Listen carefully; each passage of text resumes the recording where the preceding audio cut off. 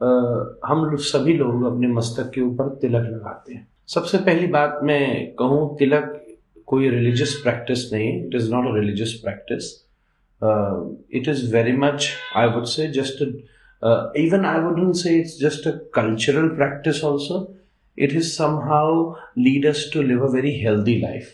So it's a practice which give us a mental balance, I would say. सामान्यतः भारत में तिलक लगाया जाता है और उसकी अनेकों परिभाषाएं, रिलीजियस परिभाषाएं भी हैं, क्योंकि धर्म जो है वो विज्ञान से परे नहीं है.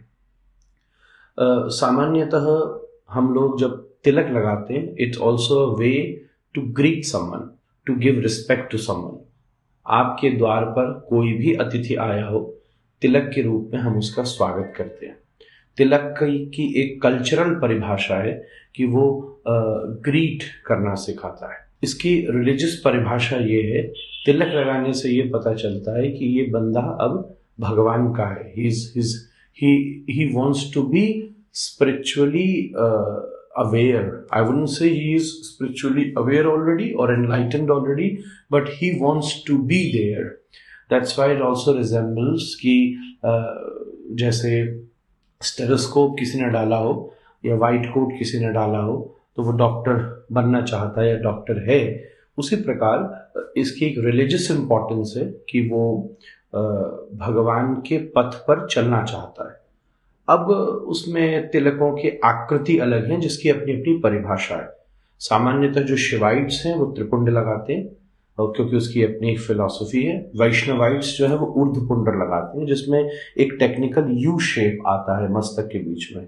यू का मतलब ये है कि you are more important, it is more giving that I am the servant of God. तो वैष्णवाइट कल्चर इस तरीके से आता है. तो एक कल्चरल परिभाषा हुई, it's a way to greet. एक रिलीजियस परिभाषा हुई कि somebody who wants to walk on the path of spirituality. ये दोनों के साथ साथ फिर इसकी एक और आई वुड से एक सोशल परिभाषा भी है. पहले समय में जब तिलक लगाया जाता था तो जनरली तिलक 3 प्रकार का होता है. एक पीला, एक सफेद और एक लाल, और सफेद के साथ काला भी लगता है. तो टेक्निकली ये 4 ही रंग तिलक के रूप में आते हैं और उन सबका एक ना एक परिवेश भी है.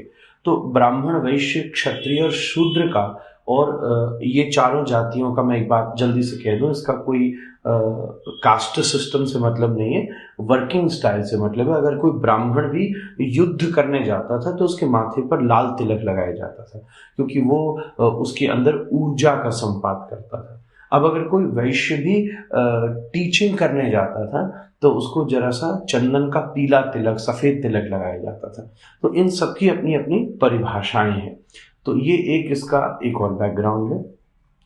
अगली मैं बात आपसे कहूं तो जो इसका एक अद्भुत वैज्ञानिक कारण है, हमारा पूरा शरीर योग की दृष्टि से भी अगर हम इसको देखेंगे तो हमारे आंखों के बीच में आज्ञा चक्र होता है.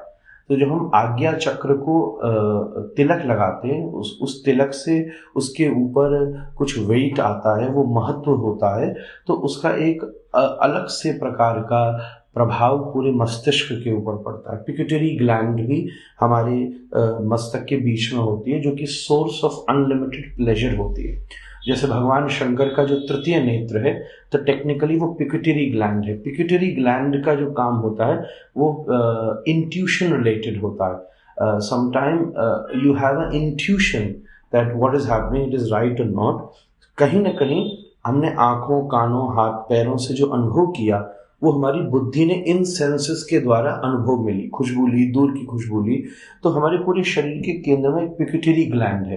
तिलक लगाने से उसमें एक उसको एम्पावरमेंट मिलती है, जिससे इंट्यूशन की प्रोग्रेस बहुत ज़्यादा विकसित हो सकती है. तिलक इसलिए इस देश में बहुत समय पहले से लगाया जा रहा है और उसका एक अपना महत्वपूर्ण प्रतीक है. इनफैक्ट जब हम चंदन का तिलक लगाते हैं तो because of the churning of the thoughts, pituitary gland उसमें वाइब्रेट होती है, और फोरहेड को अगर चंदन का तिलक लगाते हैं तो एक सूदनेस, एक कूलनेस मिलती है. It is just like greasing your machine so that it can work properly.